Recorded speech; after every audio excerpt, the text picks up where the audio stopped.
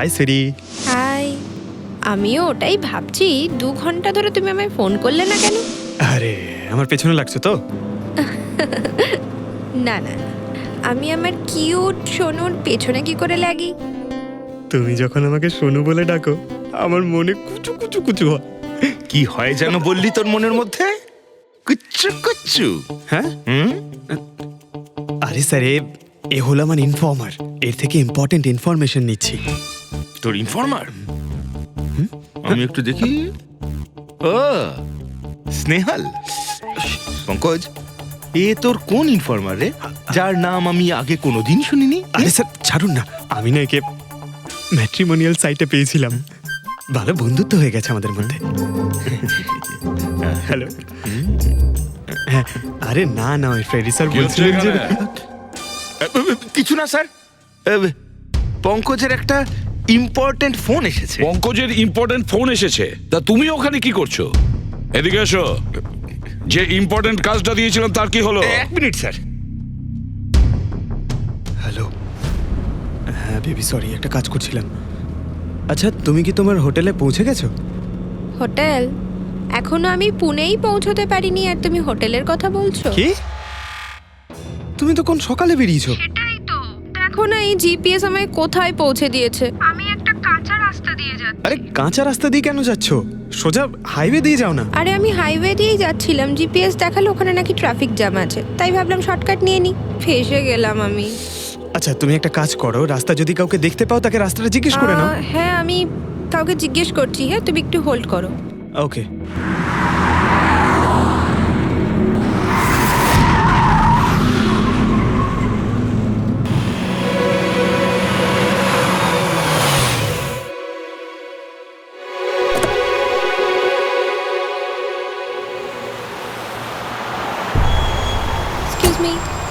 Excuse me, আপনি একটু বলতে পারবেন এই রাস্তাটা হাইওয়েতে কানেক্ট হবে কিনা? হ্যাঁ হবে। কত দূর এখান থেকে? হ্যালো স্নেহাল। Hello sir. কি হয়েছে পঙ্কজ? স্নেহাল,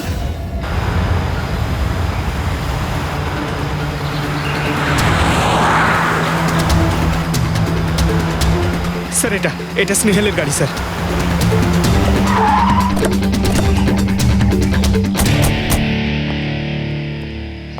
আপনারা? সিআইডি। স্যার আমি ইন্সপেক্টর মহেশ। সামনে থানাতেই আমার পোস্টিং রয়েছে। কিছু জানা গেছে? তেমন কিছু জানতে পারিনি স্যার, কিন্তু গাড়ির সামনে থেকে এই ভাঙা মোবাইলটা পড়েছিল, পেয়েছি স্যার।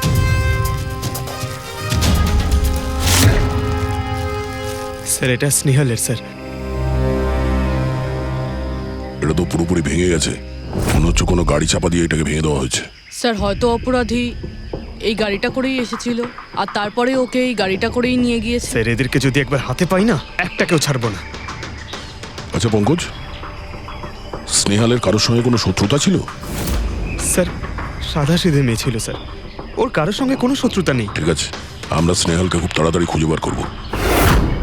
এটা স্নেহালের ব্যাগ, পার্টস, এই ল্যাপটপের মতো দামি জিনিসটাও গাড়িতে? স্যার এই অপরাধটা লুটপাটের জন্য তো শুধু হয়নি। আমি একটা কথা কিছুতেই বুঝতে পারছি না, এই স্নেহাল পুনা যাচ্ছিল তো এই রাস্তায় কেন এলো? মানে এই রাস্তা তো পুনায় যায় না। জিপিএস এর জন্য স্যার, জিপিএস দেখে ওই রাস্তায় এসেছে। জিপিএস ভুল রাস্তায় নিয়ে এসছে, এটা কি করে সম্ভব? স্যার অ্যাকচুয়ালি কি হয়েছিল, জিপিএস হাইওয়েতে ট্রাফিক জ্যাম দেখিয়েছিল, সেই জন্য এই রাস্তাটা ধরেছিল। ও, তার মানে স্নেহাল খুব বড় ষড়যন্ত্রের শিকার হয়েছে। গাড়িতে কিছু পাওয়া গেল সারিকা? কিচ্ছু পাওয়া যায়নি, আর না পাওয়ার কোনো আশা আছে। কেন এরকম কেন বলছো? তুমি এই গাড়িটার থেকে কোনো অদ্ভুত স্মেল পাচ্ছ কি? হ্যাঁ, এই কেমিক্যালের মতো কোনো একটা জিনিসের গন্ধ। এক্স্যাক্টলি, এটা কেমিক্যালের গন্ধ। অপরাধী যাওয়ার আগে এই গাড়িটা ভালো করে পরিষ্কার করে গেছে জিম্বোকোলক্সি নামের কেমিক্যাল দিয়ে। এখন এই গাড়িটার থেকে না তো কোনো আঙুলের ছাপ পাওয়া যাবে আর না ডিএনএ। এই কাজটা তো কোনো প্রফেশনালের। স্যার খুনি যদি প্রফেশনাল হয় তাহলে ওকে খুঁজতে অনেক সময় লেগে যাবে স্যার। পঙ্কজ, তোমাকে কিছুক্ষণের জন্য ভুলতে হবে যে স্নেহাল তোমার বন্ধু, একজন সিআইডি অফিসারের মতো ভাবো। Right sir. স্নেহালের মম ড্যাড, আন্টি। বাবা পঙ্কজ, কিছু জানতে পারলে? আন্টি আপনি চিন্তা করবেন না স্যার, আমি আমাদের পুরো টিম রয়েছে, স্নেহালকে খুঁজে বার করব। সকাল সকালও বাড়ি থেকে বেরোনোর সময় খুব খুশি ছিল, জব ইন্টারভিউয়ের জন্য যাচ্ছিল তো।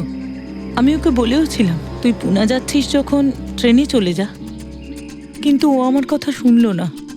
এই স্নেহাল পুনা যাচ্ছে, সেটা কে কে জানতো? আমরা বাড়ির লোকেরা আর ওর কিছু বন্ধু বান্ধব। পুনাতে কোন কোম্পানিতে যাচ্ছিল এই ইন্টারভিউ দিতে? Okay take. ওখান থেকে রোহিত বলে একজন ফোন করেছিল। রোহিত? আপনাদের ছাড়া এই রোহিত জানতো যে স্নেহাল পুনা আসছে?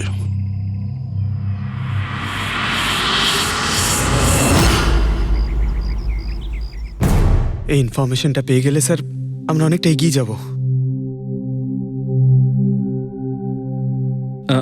হ্যালো স্যার, আমি হলাম রোহিত, এই কোম্পানির এইচআর ম্যানেজার। রোহিত, স্নেহাল নামের একটা মেয়ে তোমার কোম্পানিতে আসার কথা ছিল না জব ইন্টারভিউ দিতে? জব ইন্টারভিউর জন্য? আগে না তো। না মানে কি বলতে চাইছেন? এই ইমেলটা আপনাদের কোম্পানি থেকে পাঠিয়েছিল তো? এটা তো আমাদের কোম্পানির ইমেল অ্যাড্রেসই নয়, কেউ নকল ইমেল থেকে হয়তো এনাকে বোকা বানিয়েছে। আচ্ছা, এরকম না তো যে এখন তুমি আমাদের বোকা বানাচ্ছ? হ্যাঁ স্যার, এই দেখুন আমার কার্ড, এখানে কোম্পানির ইমেল আইডি পরিষ্কার করে লেখা আছে। যদি আপনি চান তাহলে আমি কোম্পানির বসের সাথেও আপনার দেখা করাতে পারি। আমাদের কোম্পানির সমস্ত পজিশনই ফুল আছে, আর এখানে কোনো কাজের জন্য কোনো ইন্টারভিউই চলছে না। স্যার, তার মানে এই ইমেলটাও ওই অপরাধীরাই পাঠিয়েছে। অনেক বড় প্ল্যানিং করেছিল কেউ। সে যেই হোক, স্নেহালের সম্পর্কে অনেক কিছু জানে। পঙ্কজ, একটু ঠান্ডা মাথায় ভেবে তারপরে বলো, স্নেহালের সঙ্গে কারোর কি কোনো শত্রুতা ছিল? না স্যার। আরে একটু ভেবে চিনতে বলো, হয়তো কখনো বলেছিল কারোর সঙ্গে ঝগড়া হয়েছিল। হ্যাঁ, মনে করো। দেখো ভাই পঙ্কজ, পৃথিবীতে এমন কোনো মানুষ নেই যার কখনো না কখনো কারোর সঙ্গে মনোমালিন্য হয়নি। তবে আরে ছোটখাটো ঝগড়া হয়তো হয়েছিল কারোর সঙ্গে। স্যার, ছোটখাটো ঝগড়া হয়তো ওর বন্ধুদের সঙ্গে হয়েছে স্যার, কিন্তু এমন বড় কোনো ব্যাপার হয়নি যে ওকে কেউ এভাবে তুলে নিয়ে যাবে। আর স্যার, স্নেহালের বাড়িতে কোনো কিডন্যাপারের ফোন পর্যন্ত যায়নি মুক্তিপণের টাকা চেয়ে। স্যার, ও মিডল ক্লাস ফ্যামিলি থেকে বিলং করে স্যার। আর স্যার, কেউ যদি মুক্তিপণ দাবি করে ওরা দিতেও পারবে না। পঙ্কজ, তুমি বলছিলে যে জিপিএস ওকে ভুল রাস্তায় পাঠিয়েছিল, তাই তো? আর জিপিএস থেকে ও বুঝতে পেরেছে যে ট্রাফিক জ্যাম আছে এক্সপ্রেসওয়েতে, তাই তো? Yes sir. কিন্তু স্যার, ট্রাফিক পুলিশের লোকরা তো বললেন হাইওয়েতে কোনো জ্যামই ছিল না সেদিন। সেটাই তো, তার মানে জিপিএস ওকে ভুল ইনফরমেশন দিয়েছিল। স্যার, জিপিএস ভুল ইনফরমেশন কি করে দিতে পারে স্যার? আজকাল তো প্রায় সকলেই জিপিএস ব্যবহার করে। প্রবলেম জিপিএসে নয়, প্রবলেম হলো এটা যে আজকাল যেভাবে computers, mobile phone, laptop hack হয়, সেভাবে জিপিএসও হ্যাক করা যেতে পারে। হ্যাঁ, হতেই পারে। আর অপরাধীরা যেখানে এরকম প্ল্যান করতে পারে, তখন জিপিএস হ্যাক করা ওদের কাছে কোনো ব্যাপারই না।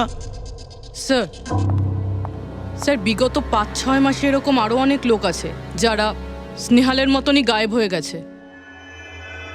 এদেরও গাড়ি থেকে কিডন্যাপ করা হয়েছে, আর সেই কেমিক্যালও ছেটানো হয়েছিল ওই গাড়িগুলোর মধ্যে, যাতে প্রমাণ লোপাট করা যায়।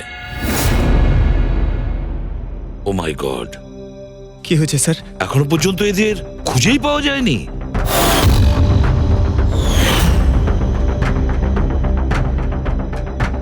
পঙ্কজ, এভাবে ভয় পাবে না, বুঝেছ? স্নেহালকে আমরা খুঁজে বের করবই, ওর কোনো ক্ষতি হতে দেব না, ভয় পেও না। রবি, দেখো তো ক্রাইম ব্রাঞ্চের ইন্সপেক্টর সমীর, উনি এই কেসটা হ্যান্ডেল করছে, ওনাকে বিরতি রাখো। স্যার, এই নিখোঁজ ব্যক্তিগুলো সব একই রকম ভাবে নিখোঁজ হয়েছেন। প্রথমে ওনাদের চাকরি কিংবা ফ্রি গিফটের লোভ দেখিয়ে ডাকা হয়েছে, তারপরে জিপিএস হ্যাক করে গাড়িতে তুলে নিয়ে যাওয়া হয়েছে, তারপর কেমিক্যাল ঢালা হয়েছে যাতে প্রমাণ সব নিশ্চিহ্ন হয়ে যায়। সমীর, সেসব আমরা জেনেই গেছি। যদি নতুন তথ্য কিছু পাওয়া গিয়ে থাকে বা নতুন কিছু যেটা দিয়ে আমরা অপরাধীর কাছে পৌঁছতে পারি। স্যার, গত মাসে এরকম নতুন কিছু একটা পেয়েছিলাম। স্যার দাঁড়ান, এখানেই দাঁড়ান স্যার।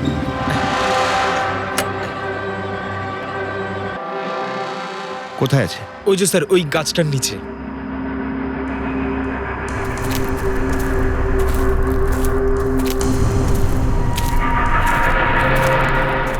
কি হলো, চলো। না স্যার, আপনি যান। আরে ঘাবড়াচ্ছ কেন? আমি আছি তো তোমার সঙ্গে, এসো। না স্যার, আমার ভয় লাগে ভীষণ। আচ্ছা, জায়গাটা কোথায়? ওই যে স্যার ওইখানে গাছটার নিচে। দাও, আমাকে দাও।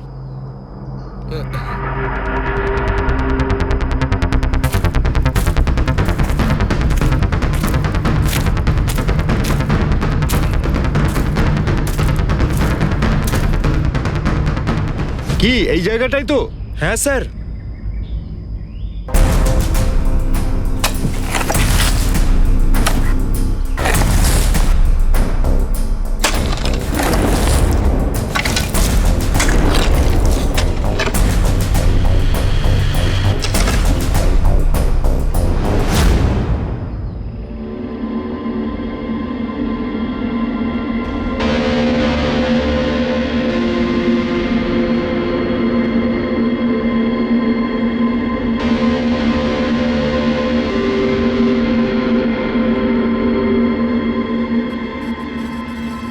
নিখোঁজ লোকেদের মধ্যে একজনকে অ্যাসিড ঢেলে পুরো পুড়িয়ে দেওয়া হয়েছিল। আপনি এটা কি করে জানলেন যে যে মারা গেছে সে এদের মধ্যে কেউ একজন? অন্য কেউ তো হতে পারে। ডেন্টাল রিপোর্ট থেকে জানা গেছে ওই লাশটা ভিকটিম নাম্বার 4 রিচা কুমারের। বাকি যারা নিখোঁজ হয়েছিল তাদের কি খবর? না স্যার, কারোর কোনো খোঁজ পাওয়া যায়নি। রিচার সাথে যা হয়েছে তা দেখে আমার মনে হচ্ছে না যে ওনাদের মধ্যে আদৌ কেউ আর বেঁচে আছেন। স্যার, তার মানে স্যার স্যার স্নেহালও বাঁচবে না। পঙ্কজ, স্নেহালকেও মেরে ফেলবে স্যার। পঙ্কজ, দেখ, নিয়ে যাও ওকে বাইরে। পঙ্কজ, আয় ভাই। স্যার, হতে পারে এটা কোনো সিরিয়াল কিলারের কাজ, হয়তো।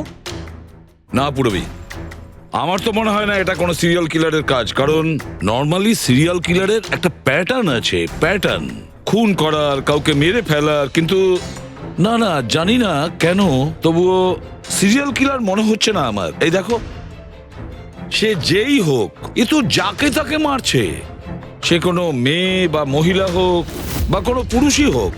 এই দেখো, এরা হলো সবাই স্টুডেন্ট, বয়সটাও এদের কাছে কোনো ব্যাপার না।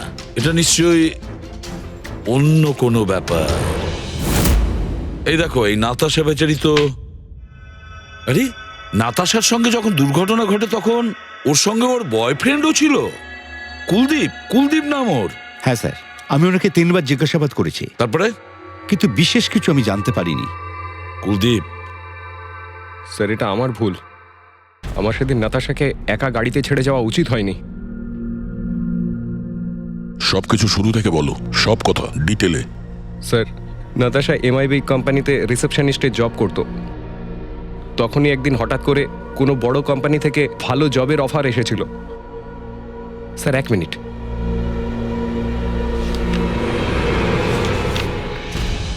স্যার, আগের চাকরিতে নাতাশার স্যালারি কত ছিল? স্যার, 20,000 টাকা। আর এই চাকরিতে 1 লক্ষ টাকা স্যালারি দেওয়া হচ্ছে। তোমার খুব অদ্ভুত মনে হয়নি যে হঠাৎ কেউ এত বড় চাকরি কেন দেবে? স্যার, অদ্ভুত তো লেগেছিল স্যার, কিন্তু আমরা তখন ভেবেছিলাম যে এটাই হয়তো ভাগ্যের খেলা। আর আমি আমার গাড়ি নিয়ে নাতাশাকে ইন্টারভিউতে পৌঁছে দিতে চলে গেলাম। এ কোন পথে চলেছি আমরা দুজনে একসাথে গাড়িতে। আরে থামো থামো কুলদীপ, আমি তোমাকে কতবার বলেছি বলো তো, তুমি গান গেও না।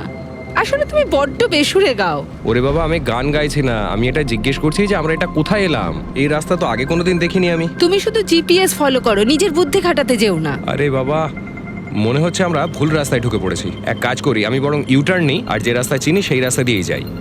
ওকে। আরে ও মাই গড, আবার কি হলো? মনে হচ্ছে পাংচার হয়ে গেছে।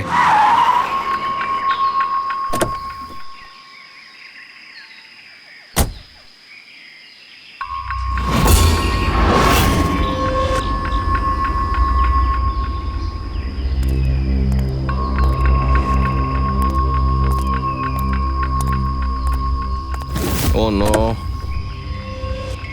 দেখো, 2টো টায়ারই পাংচার হয়ে গেছে। একটা হলে তো পাল্টানো যেত। তাহলে এবার কি করব? এখানে ট্যাক্সি অটো কিছুই তো পাওয়া যাবে না। দাদা দাদা দাদা, এক মিনিট। এখানে আশেপাশে কত মেকানিক পাওয়া যাবে? হ্যাঁ আছে তো, 2 কিলোমিটার সামনেই আছে। কি হয়েছে, পাঞ্চার হয়ে গেছে নাকি? হ্যাঁ দাদা, আমাকে একটু ছেড়ে দেবেন? ছেড়ে দিতে পারি, কিন্তু 50 টাকা আরে লাগবে। 100 টাকা নিয়ে নেবেন, চলুন। আরে কুলদীপ, তুমি আমাকে এখানে একা রেখে যাচ্ছ? আমি যাবো আর আসবো, ঠিক আছে? আমার তোমার সাথে আসাই উচিত হয়নি। লাভ ইউ সোনা। 10 মিনিট তুমি ভেতরে বসো, বাইরে বেরোবে না। আমি যাবো আর আসবো, চলো চলো।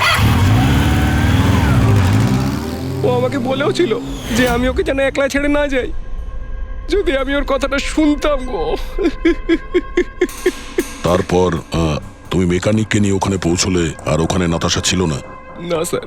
স্যার, ওই বাইকের লোকটা এদের সঙ্গে মিলে আছে। হতে পারে। তুমি বাইকওয়ালাকে দেখেছো? কিছু মনে আছে? না স্যার, ও তো হেলমেট পরেছিল।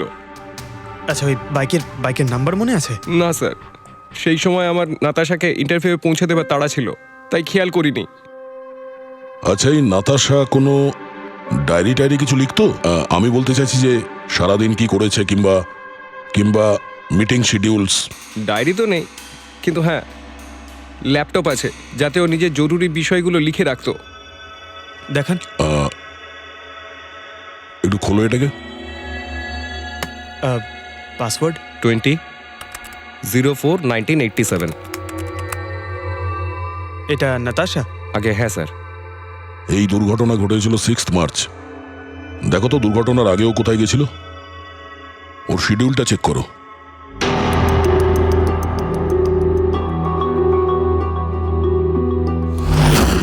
স্যার 3 মার্চ ও জেডি ল্যাব গিয়েছিল ব্লাড টেস্ট করাতে।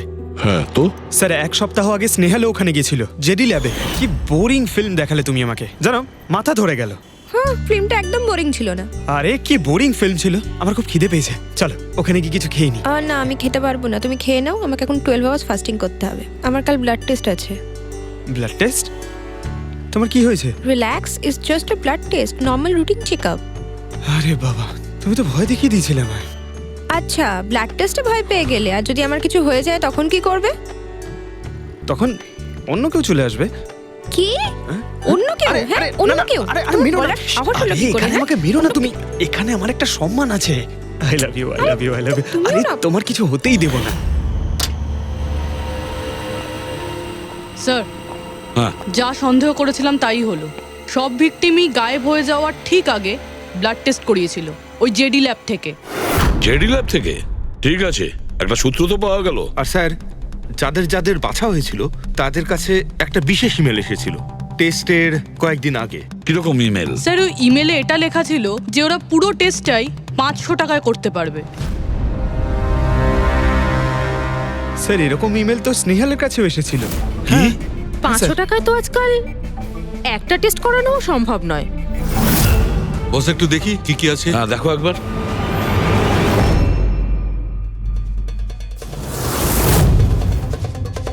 আরে এটা তো একটা বিশাল লম্বা টেস্টের লিস্ট দেখছি। এ তো 500 টাকায় হবেই না, কম করে 15-20 হাজার টাকা লাগবে। কি বলছো তুমি? হ্যাঁ, ব্যাপারটা বেশ গোলমেলে মনে হচ্ছে সালুকে। এটার তো একটাই কারণ হতে পারে সালুকে, যে টেস্ট করা আর লোকদের সিলেক্ট করা, সুস্থ লোকদের নির্বাচন করা, তারপর তাদের অপহরণ করে মেরে ফেলা। কিন্তু কেন ওরা মারছে?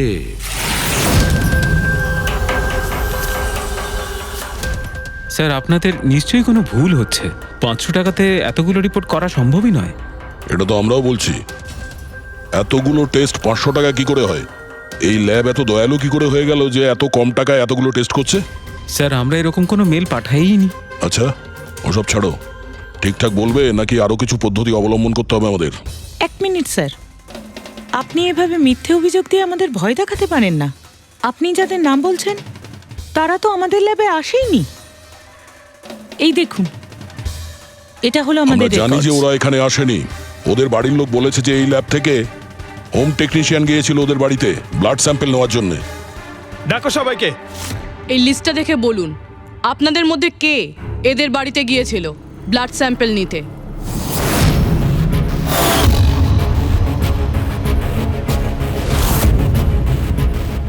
আমি যাইনি স্যার, আমি যাইনি স্যার। আমিও যাইনি স্যার।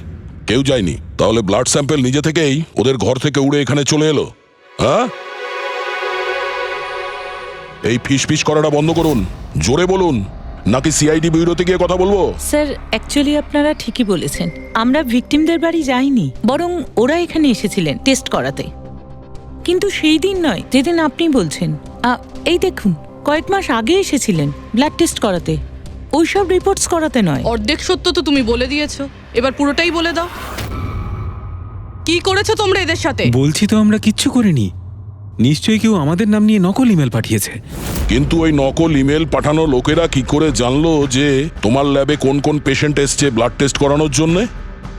তার মানে কেউ তো আছে এই ল্যাবে যে ওই অপরাধীদের এই ডিটেল দিচ্ছিল। কে? আচ্ছা একটা কথা বলুন, যতগুলো লোক নিখোঁজ হয়েছে তাদের সবার যে ব্লাড রিপোর্ট এসছে তার কোনো কমন ব্যাপার আছে? কোনো কমন একই রকম রোগ কিংবা ব্লাড গ্রুপ এক? না স্যার, কিছুই কমন ছিল না। সবার ব্লাড গ্রুপ একদম আলাদা আলাদা ছিল, কোনো অসুখও ছিল না। মানে সবার রিপোর্টই ঠিক ছিল? পুরবী, পঙ্কজ, এদের সবাইকে গাড়িতে বসাও, ব্যুরো নিয়ে চলো এদের। কিন্তু আমি তো কিছুই করিনি স্যার। আমি একদম সত্যি বলছি স্যার, আমি সম্পূর্ণ নিরপরাধ। স্যার আমিও তো কিছু করিনি।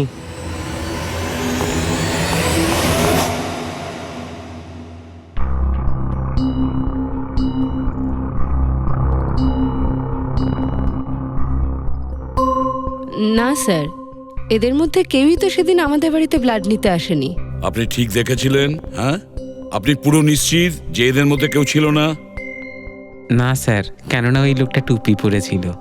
স্যার স্যার জেডি ল্যাবের বাকি এমপ্লয়ীদের ডিটেলস বের করেছি, যাদের উপর আমাদের সন্দেহ আছে। আচ্ছা, তারা কারা? একজন নয় স্যার, এরকম 4 জন লোক আছে যাদের উপর ভালো মতো সন্দেহ করা যেতে পারে। আচ্ছা, স্যার সবার আগে সন্তোষ, এর স্ত্রী 8 মাস ধরে হসপিটালে রয়েছে, আর চিকিৎসা করার জন্য এর কাছে কোনো টাকাও ছিল না। জানি না হঠাৎ করে এর কি লটারি লেগে গেল যে যে সব টাকা পয়সা মিটিয়ে নিজের স্ত্রীর চিকিৎসা করিয়ে নিল। আচ্ছা। আর স্যার দ্বিতীয় ব্যক্তি হলো যতীন। 8 মাস আগে জেডি ল্যাবে ও এই চাকরিটা পেয়েছিল, আর এই সমস্ত ঘটনা শুরু হয় 7 মাস আগে। মানে এ চাকরিতে জয়েন করার পর থেকেই এই সমস্ত ঘটনাগুলো শুরু হয়। বাকি দুজন? স্যার সিদ্ধেশ আর মালিনী, এদের স্যালারি ওই 18 আর 20,000, কিন্তু তারপরেও এরা বিগত 6 মাসে 2 বার ফরেন ট্রিপ করে ফেলেছে। আচ্ছা, সন্তোষ, যতীন, সিদ্ধেশ আর মালিনী, মনে হয় আবার জেডি ল্যাব যেতে হবে। হ্যাঁ, আমি গেছিলাম ইউরোপে ছুটি কাটাতে, কিন্তু ওই টাকাটা কোনো অসৎ পথে আসেনি। আমার কাকা আমার জন্য 25 লাখ টাকা রেখে গেছেন ওনার উইলে। আর মালিনী দেবী, আপনি ইউরোপ ঘুরে এলেন, তা আপনার জন্য কেউ সম্পত্তি কিছু রেখে গেছিল নাকি? না স্যার, আসলে আমি সিদ্ধেশের সাথেই গিয়েছিলাম। সিদ্ধেশের সঙ্গে? অ্যাকচুয়ালি মালিনী আর আমি একে অপরকে ভীষণ ভালোবাসি। ও, লাভ স্টোরি। হ্যাঁ, আমি আমার ওয়াইফের চিকিৎসা করিয়েছিলাম, কিন্তু কোনো খারাপ কাজ করে নয়, ওর গয়না বিক্রি করে। আর তাছাড়া আমার বাড়িটাও বন্ধক দেওয়া রয়েছে। যদি আপনারা পেপারস দেখতে চান তাহলে সেটাও দেখাতে পারি আমি। হ্যাঁ স্যার, সন্তোষ তো সারাদিন ধরে অফিসেই থাকে, এ কখন যাবে কারোর ব্লাড স্যাম্পল নিতে? আর যতীন? যতীন তো খুব কমই অফিসে আসে, তখনই আসে যখন কোনো জরুরি কাজ থাকে। আচ্ছা, তার মানে এই আমাদের লোক হতে পারে। এই যতীনকে কোথায় পাবো?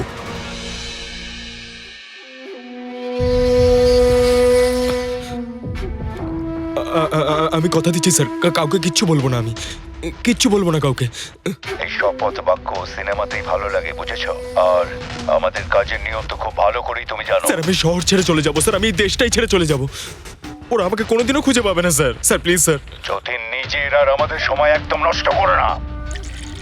যার যখন চোখ বন্ধ করার সময় আসবে তাকে তো চোখ বন্ধ করতেই হবে, বুঝেছো?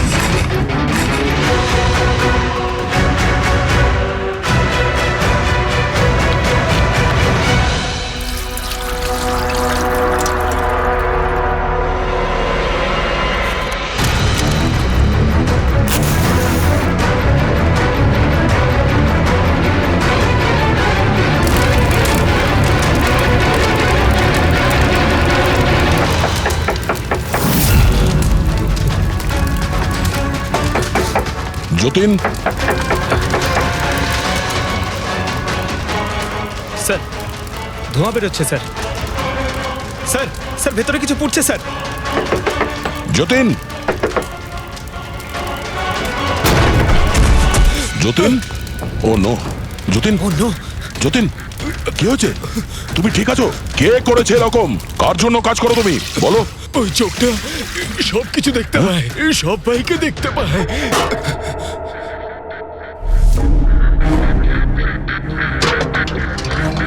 কি? যতীন, যতীন, যতীন, ও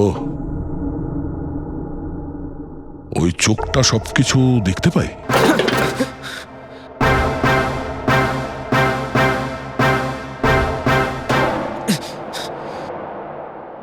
স্যার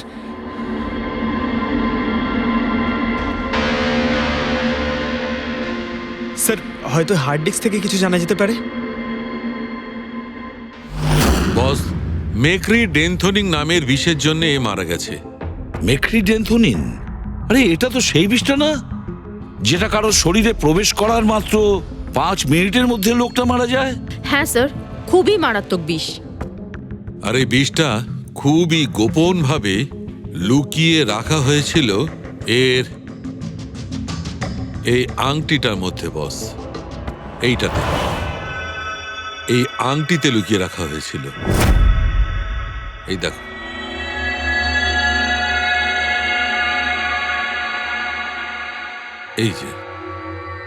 এই যে দেখতে পাচ্ছ ছোট্ট একটা পিন, এই ছুঁচে বিষটা ছিল, আর এইটা এই আংটির ওপর ছিল। আর বস, এই আংটিটার ওপরটাকে যদি এভাবে ঘোরানো হয় তখন এই পিনটা বাইরে বেরিয়ে আসে এইভাবে। আর যখনই এই সূঁচটা ওর আঙুলে ফুটে যায়, সঙ্গে সঙ্গেই বিষটা ওর সারা শরীরে ছড়িয়ে যায়। কিন্তু স্যার, যতীন নিজেকে শেষ করতে যাবে কেন? ফেডরিক, যতীনের ধরা পড়ার ভয় ছিল। একটা কথা তো স্পষ্ট যে যতীন নিজের বসকে, মানে যার হয়ে ও কাজ করত, তাকে খুব ভয় পেত। এত ভয় পেত যে যখন ও জানতে পারে আমরা ওকে ধরতে যাচ্ছি, তখন ও সুইসাইড করলো, যাতে ওর সাহায্যে আমরা ওর বসের কাছে পৌঁছতে না পারি। বুঝলে, এই কেসটা শুধু কিডন্যাপিং আর সিরিয়াল কিলিং এর নয়, এটা অনেক বড় চক্রান্ত, খুব বিপজ্জনক বড় একটা চক্রান্ত।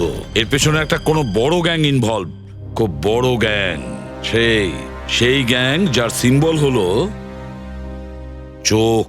স্যার, হ্যাঁ স্যার ল্যাপটপে কিছুই পেলাম না। সব ফাইল নিজে নিজেই ডিলিট হয়ে গিয়েছে অটো ডিলিটেশনের জন্য। আর হার্ড ডিস্ক? স্যার হার্ড ডিস্কও ড্যামেজ হয়ে গেছিল, কিন্তু একটা লিস্ট আমরা রিকভার করেছি। হ্যাঁ স্যার।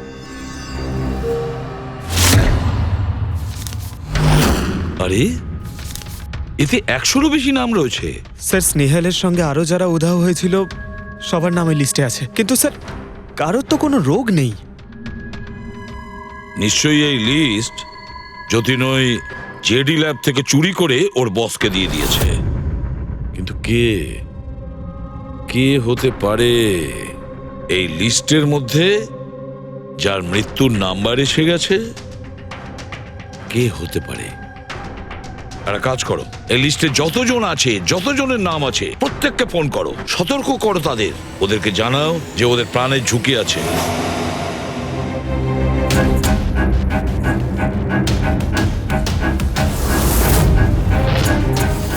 কি? আরে না, আমি আর কি মারছি না। আমি সত্যি সিআইডি থেকে বলছি। আপনার প্রাণ সংশয় আছে, সেই জন্যই বলছি। যতক্ষণ আমরা না বলবো, আপনি প্লিজ বাড়ি থেকে বাইরে বেরোবেন না। কি চাকরির ইন্টারভিউ? যেও না আলিশা। কিন্তু আমি তো এক্ষুনি বেরোবো। না, বাড়ি থেকে তুমি বেরিও না। Alisha, Alisha, hello hello hello Alisha. কি হয়েছে হ্যালো? ফেডরিক, কি হয়েছে? স্যার, আলিশা নামের একটি মেয়ের চাকরির জন্য একটা ইন্টারভিউ কল এসেছিল। এখন ওর ফোনটা বন্ধ পাচ্ছি স্যার।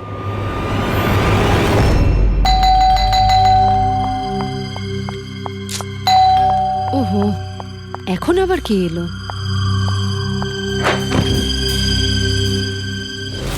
আলিশা, হ্যাঁ, আপনারা? সিআইডি। মাই গড, মানে আমি যে মডেলিং এর অফারটা পেয়েছি সেটা ভুয়ো?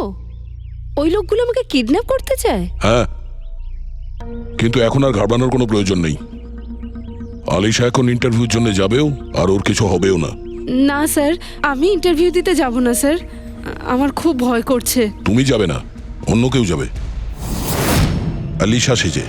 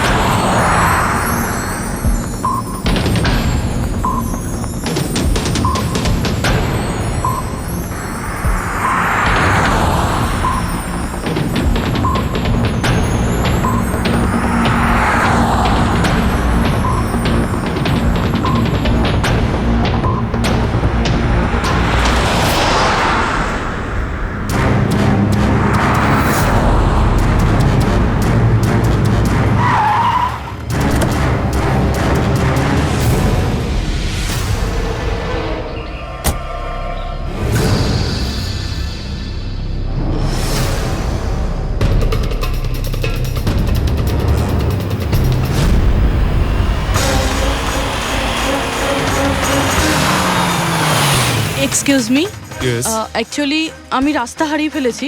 ওই জিপিএস এ কিছু প্রবলেম হয়েছে, তো একটু হেল্প করতে পারবেন? আপনি কোথায় যেতে চান ম্যাডাম? আমার এই সামনেই, আমি এখনই বলছি।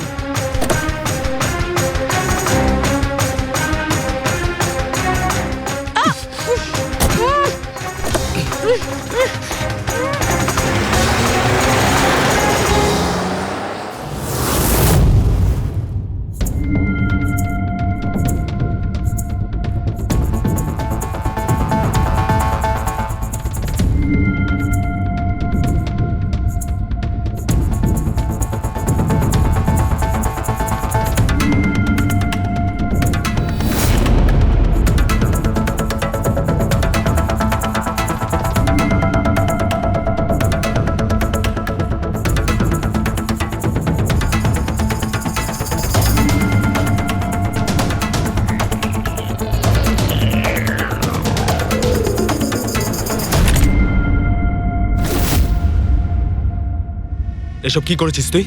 আলিশার বদলে অন্য একজনকে তুলে নিয়ে এসেছিস। আরে ভাই, এতে আমি কি করব?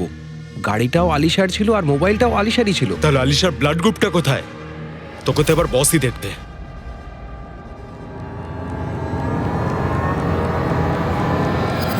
হ্যালো বিউটিফুল, হ্যালো বিউটিফুল, আমাকে খুঁজছিলে নাকি? নাও, এসে গেছি আমি তোমার কাছে।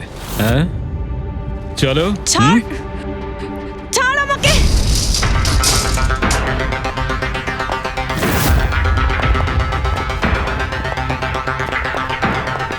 পালানোর চেষ্টা, বিউটি উইথ ব্রেনস।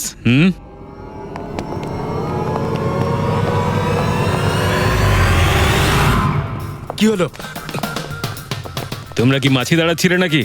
ভাগ্যিস আমি সময় মতো এসে গেছিলাম। তল্লাশি নাও এর ভালো করে।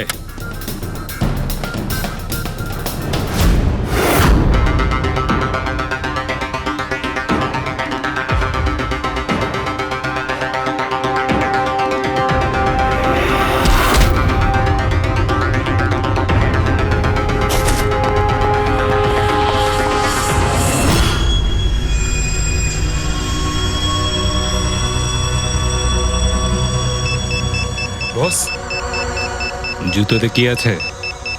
নিজেই দেখে নাও।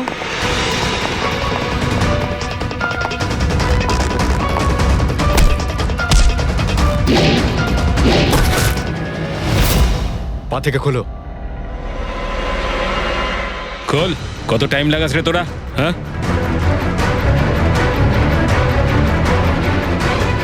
ওই কি হয়েছে ভাই? Tracking device.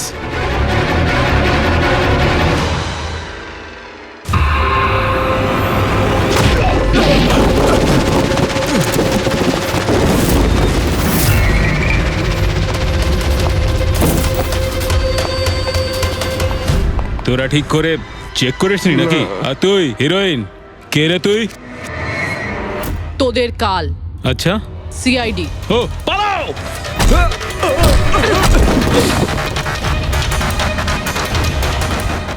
পুরবি স্যার স্যার ওইদিকে পালিয়েছে।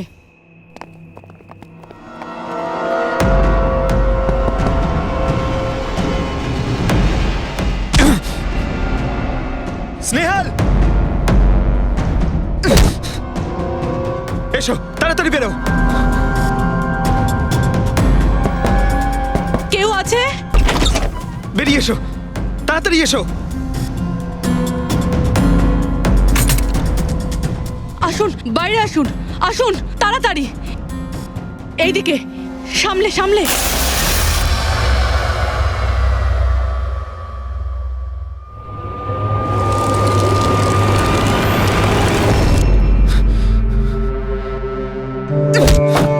স্নেহাল, পঙ্কজ, তুমি ঠিক আছে তো? ভেবেছিলাম আমি আর এখান থেকে কোনোদিন বেরোতে পারবো না। তুমি যেখানেই থাকতে আমি তোমায় ঠিক খুঁজে বার করতাম। তুমি আমাকে এত ভালোবাসো? আরে তোমাকে খুঁজতে গিয়ে আমার 10 কিলো ওজন কমে গেছে, পাগল। চলো চলো, তাড়াতাড়ি চলো।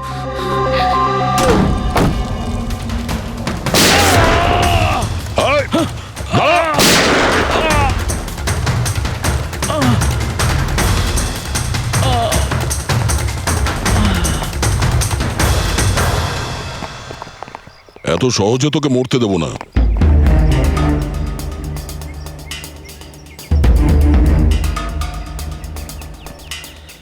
বল, এখানে কি হচ্ছিল? কার কথা এসব কাজ করছিলি তুই? আমরা যাদের জন্য কাজ করি না, তোমরা ওদের ব্যাপারে কিচ্ছু জানতে পারবে না। ওদের চোখ তোমাদের দেখতে পাবে, কিন্তু তোমরা ওদের কখনো দেখতে পাবে না। আমরা দেখতে পাবো না? আহা! শরীরের অঙ্গ প্রত্যঙ্গের জন্য লিভার, কিডনি, আসলে ব্যাপারটা হলো আজকাল সব জিনিস ট্রান্সপ্লান্ট হয়ে যায় তো। কি মানুষের শরীরের অঙ্গ প্রত্যঙ্গ স্মাগলিং এর এত বড় চক্র চলছে? হ্যাঁ, জেডি ল্যাবের মতো এরকম অনেক ল্যাব আছে যেখান থেকে আমরা লোকেদের ডাটাবেস চুরি করি আর ওদের মধ্যে থেকে সুস্থ লোকেদের বাছি, যাতে ওদের অর্গানস বেচে কোটি কোটি টাকা আমরা বিদেশিদের থেকে কামাতে পারি। কোন বিদেশিদের? কোন বিদেশিদের? সারা পৃথিবীর বিদেশিরা একটা স্পেশাল ওয়েবসাইটে আসে যেখানে মানুষের শরীরের আলাদা আলাদা অঙ্গ প্রত্যঙ্গের নিলাম হয়। একবার টাকা আমাদের অ্যাকাউন্টে চলে এলে আমরা ক্লায়েন্টের ব্লাড গ্রুপের লোককে খুঁজে বের করি ওই লিস্ট থেকে। তারপর ওদের 500 টাকা টেস্ট করার জন্য মেসেজ পাঠাস, যাতে এটা জানতে পারিস যে ওদের হাঁটু, লিভার কিংবা হার্ট তোদের ক্লায়েন্টের সঙ্গে ম্যাচ করছে কিনা। হ্যাঁ, একদম ঠিক।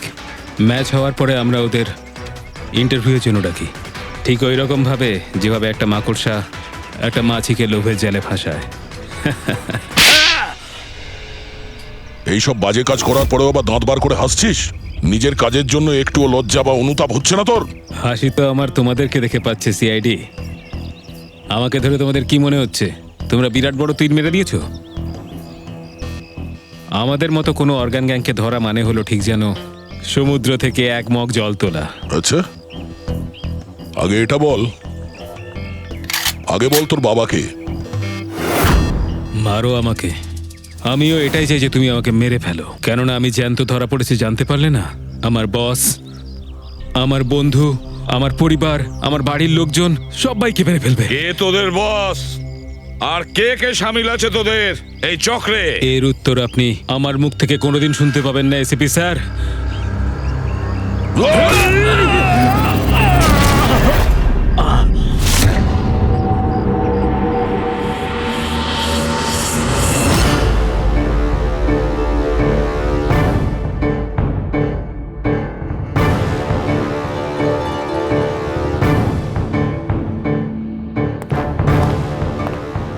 বস, একটা খারাপ খবর আছে। আমাদের অর্গান গ্যাংয়ের চোখ সিআইডির লোকেরা বন্ধ করে দিয়েছে। কিন্তু রণবীরকে দিয়ে সিআইডি কিছু বলাতে পারার আগেই ও আত্মহত্যা করে নিয়েছে। সিআইডির লোক আমার 1000 চোখের মধ্যে একটা চোখ বন্ধ করলে কি আর হবে? একটা চোখ যদি ওরা বন্ধ করে তার বদলে আমরা 100টা চোখ খুলবো। এবার তো জমবে আমাদের খেলা।